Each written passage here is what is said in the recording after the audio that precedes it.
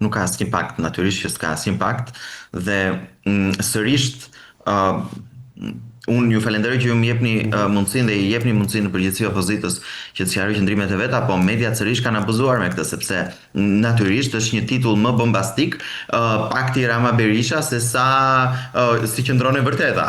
Unë e kuptoj dhe për klikime e tjerë, rreziku këtu është dezinformimi i qytetarëve për klikime dhe të ardhurat që vinë nga klikimet.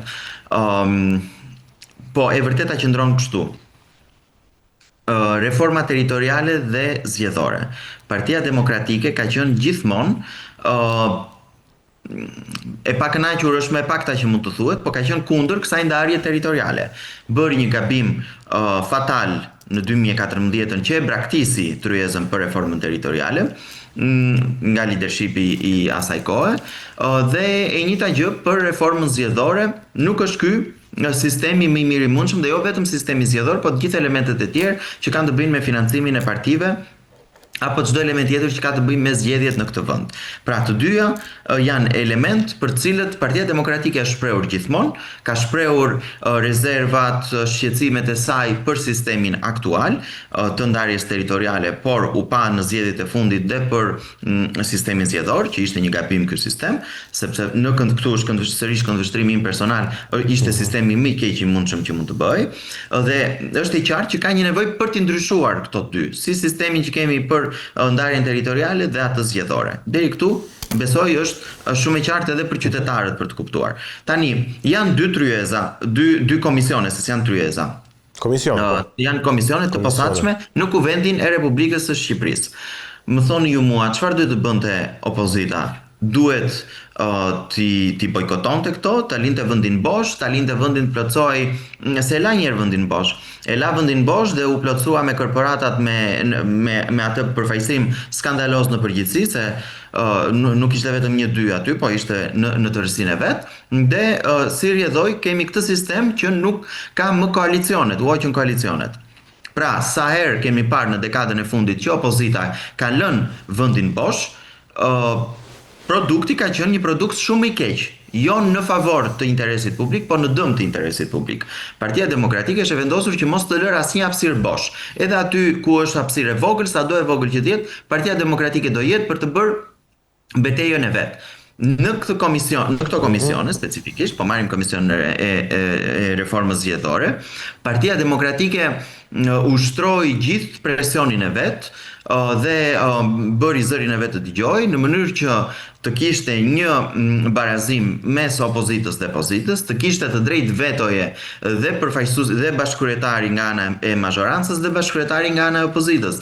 Dhe gjithashtu një element tjetër që nuk ka qenë në reformat në tryezat e mëparshme, është prania e partive të vogla. Pra, Partia Mundësia do ketë zërin e vet dhe do ketë dhe të drejtë vote. Partia e Zotit Lapa i Shqipëria Bëj do ketë zërin e vet pa të drejtë vote. Dhe gjithashtu dhe Partia Lëvizja Bashk e Zotit Qori do ketë zërin e vet në komision. Pra, do kenë dhe ata një hapësirë të shtuar për të bërë me dije propozimet e tyre, qëndrimin e tyre, vizionin e tyre për sistemin zgjedhor, me që i prek pa diskutim dhe ata dhe çdo subjekt tjetër. Zoti Berisha për më tepër ka dalë në konferencë për shtyp dhe ka theksuar që ne nuk do bëjmë asnjë hap përpara pa u konsultuar dhe me aleatët tanë, me partitë e tjera dhe kushdo që e ndjen veten opozit për të dalë me një qëndrim të caktuar. Unë mendoj se është shumë fair, shumë e drejtë gjithë këto element, gjithë këto hapa të këtij procesi, sepse Partia Demokratike është munduar, mund të thoshte shumë kollaj që janë 8 vende i marr unë, por jo, mori disa vende për vete, i dha vend Zotit Mediu në Partinë Republikane, i dha vend Partisë së Lirisë, i dha vend Zotit Shehaj, insistoi që të jetë pjesëmarrja e Partisë së Zotit Lapaj dhe Zotit Qori, pra të bëjë një gjë më gjithëpërfshirëse. Dhe unë mendoj se që këtu kemi bërë një hap të konsiderueshëm përpara në krahasim me tryezat apo komisionet e mëpërpashme. Nuk mendon ti se edhe kësaj here do ndodhi siç ndodhi në korrikun e vitit 2020 kur zoti Rama i hodhi poshtë, po themi, edhe një pjesë të ndryshimeve të cilat ishin mbështetur nga ambasadori amerikanë sa i takon.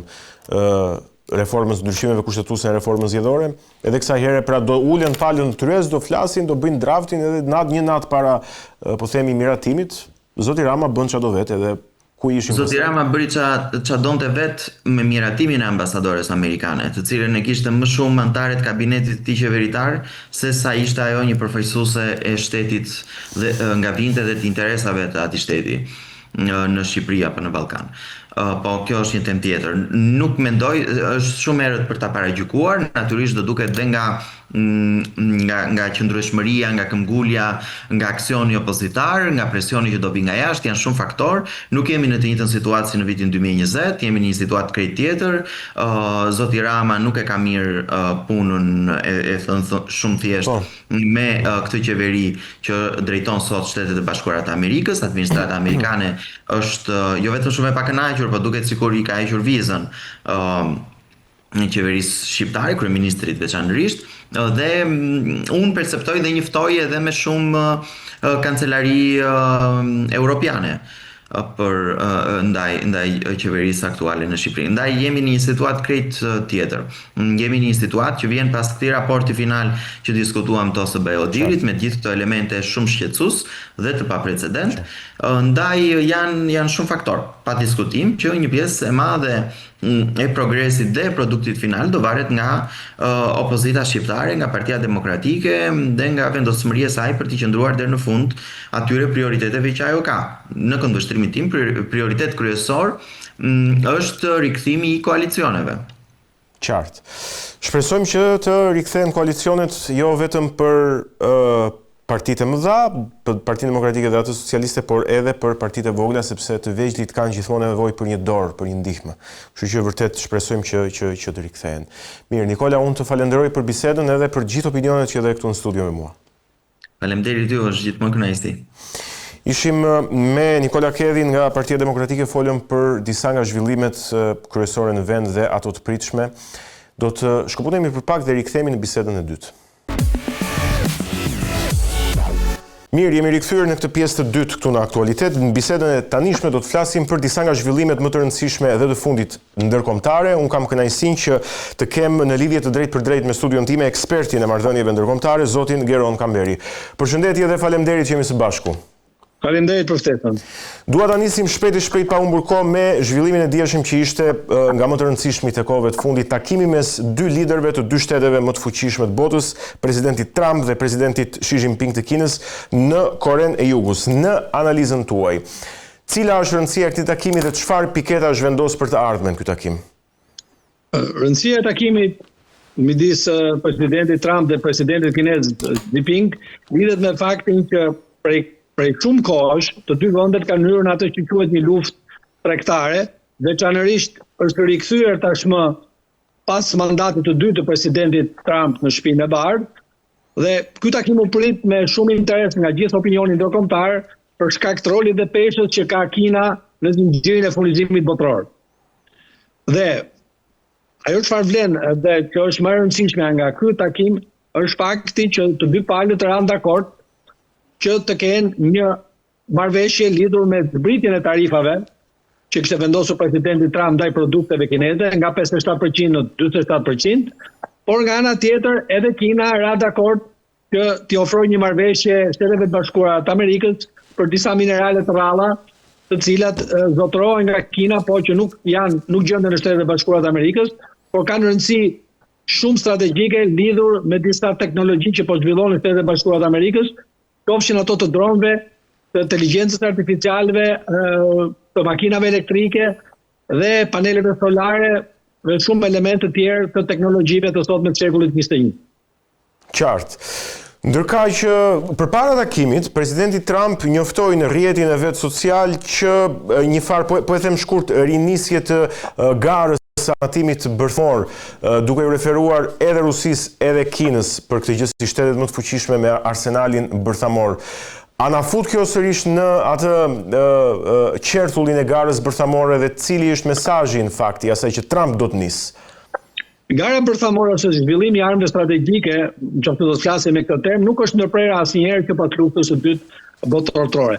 Ka pasur dy traktate, siç ka qenë traktati START 1 dhe START 2, për reduktimin e armëve strategjike të nënshkruar midis Shteteve të Bashkuara të Amerikës dhe Rusisë, si dy nga vendet që kanë zotrimin më të madh të armëve strategjike me mbushje bërthamore, dhe natyrisht është edhe traktati për ndalimin e provave bërthamore të 29 shtator vitit 1996, dhe kjo ndoshta mund të jetë një lloj shqetësimi i komunitetit ndërkombëtar, sepse zoti Trump nuk u referua zhvillimit të armëve bërthamore, por rikthimit të testeve bërthamore, qofshin këto në det apo në tokë. Do të shikohet më tej se çfarë do ketë parasysh zoti Trump me këtë rifillim të testeve bërthamore, sepse kjo mund të hapte pastaj zinxhirin e provave të tillave bërthamore edhe nga shumë vende që janë anëtarë të grupit bërthamor.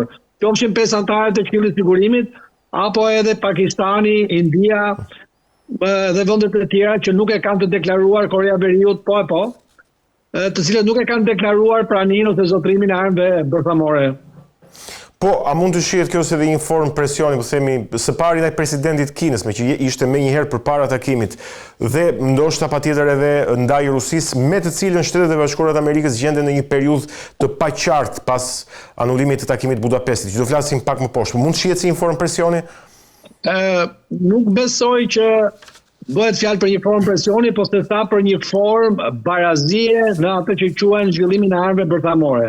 Kohët e fundit Kina dhe Rusia kanë zhvilluar në mënyrë të vazhdueshme armë bërthamore. Aktualisht Rusia testoi raketën Baltimik, një raketë me mbushje bërthamore dhe që lëvihet lëvizje nëpërmjet energjisë bërthamore me një shpejtësi shumë të lartë që fluturon në distanca të ulta që nuk kapet nga radarët dhe që shkon një lartësi prej 14.000 kilometra.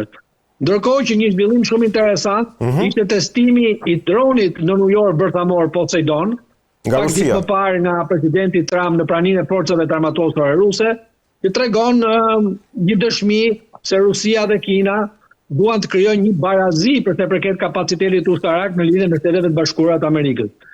Kjo qasje e ka shqetësuar presidentin Trump, i cili sapo ka ardhur në Shtëpinë e Bardhë, ka tentuar që të rrisë në mënyrë të dukshme buxhetin e Pentagonit, pra të shkojë rreth në shifra deri edhe 1 trilion, nga 500-600 miliard dollar që është mesatarisht buxheti i Shteteve të Bashkuara të Amerikës, dhe natyrisht kjo lidhet edhe me qasjen e tij që të vendos kushtin prej 5% të shpenzimeve të GDP-s për vendet anëtare të NATO-s në lidhje me shpenzimet e mbrojtjes.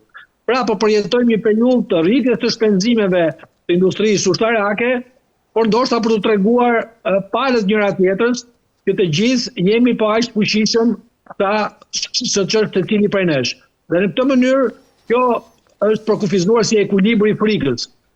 Dhe në pamje të parë duket paradoksale, po edhe lufta e ftohtë nuk përjetoi një ballafaqim global për shkak të ekuilibrit të frikës. Duke qenë se shtetet ishin të armatosura me armë bërthamore, kjo deri diku thjesht e vendosi luftën në nivel të kërcënimeve, por jo në nivel të ballafaqimit drejt për drejt. E fundit që doja unë të pyesja sa i takon Shteteve të Bashkuara të Amerikës dhe Kinës ka të bëj me Tajvanin. Takimet e her pas hershme të presidentit Trump dhe presidentit Xi Jinping, si po themi, e vendosin Tajvanin në qendër të këtyre dy superfuqive? A po themi, e vonojnë një inkursion të Kinës në Tajvan, apo e sjellin atë më pranë? Duke futur dhe çështje tregtare mes. Kina nuk ka ndonjë strategji tani të drejtë për drejtë për ta sulmuar Tajvanin, për arsye sepse nuk kërkon të krijojë një krizë të madhe ndërkombëtare e cila mund të shkaktojë asaj dëme shumë të mëdha në nivel të imazhit, nivelit ekonomik e tjerë.